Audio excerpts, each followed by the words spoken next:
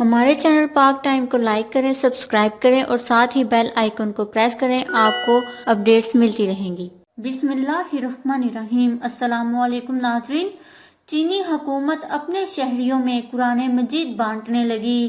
Video نے پوری دنیا میں دھوم مچا دی، یہی راہ نجات ہے۔ جی ہاں ناظرین، کرونا وائرس چین سے شروع ہوا اور وہاں سے ہوتا ہوا پوری دنیا میں پھیل گیا۔ پوری دنیا میں اس وائرس کی وجہ سے ایک خوف کی فضا قائم ہے۔ یہ مرض چائنا، ایران سمیت دنیا کے مختلف ممالک میں شامل ہے اور پوری دنیا کی معیشت لڑکھڑا کر رہ گئی ہے۔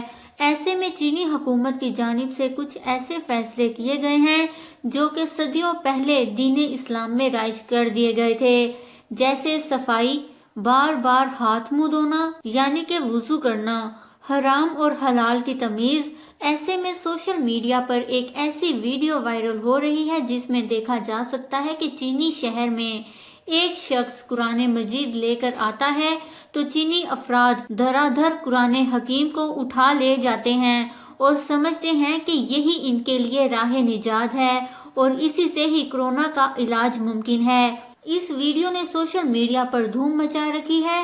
سوشل میڈیا صارفین کا کہنا ہے کہ پہلے چین میں قرآن مجید، مسجد، ٹوپی، حجاب، حلال فوڈز کھانے، داڑھی، نماز، اذان پر پابندی لگا دی گئی تھی، لیکن آج حالات یکسر بدل چکے ہیں۔ جہاں مسلمانوں کو مشکلات کا سامنا تھا، آج وہی چائنا میں قرآن مجید کو پبلک یعنی عوام میں خود بانٹا جا رہا ہے۔ سوشل میڈیا صارفین کا یہ بھی کہنا ہے کہ ابھی تک چائنا میں ایک بھی مسلمان اس مرض کا شکار نہیں ہوا۔ صارفین کا کہنا ہے کہ اللہ تعالیٰ نے یہ کتاب اتاری ہی اسی لیے تھی کہ اس سے کی جا سکے۔ معاشرہ قرآن حکیم کی تعلیمات پر عمل کر کے خود کو بچا سکتا ہے اور اپنی دنیا و آخرت سنوار سکتا ہے۔ سوشل میڈیا پر وائرل ہونے والی ویڈیو کو دیکھتے ہی صارفین آبدیدہ ہو گئے اور ہر طرف اسلام زندہ باد کے نعرے اٹھنے لگے۔ یہاں تک کہ چینی بھی یہ کہنے پر مجبور ہو چکے کہ یہی راہ نجات ہے۔ بے شک اللہ تعالیٰ بہتر جاننے والا اور سننے والا ہے۔ اسلام زندہ باد۔ اس خبر کو لے کر اپنے قیمتی رائے کا اظہار نیچے کمنٹس میں ضرور کریے گا۔ ہمارے چینل کو سبسکرائب کریں، آپ کو لیٹسٹ اپڈیٹس ملتی رہیں گی۔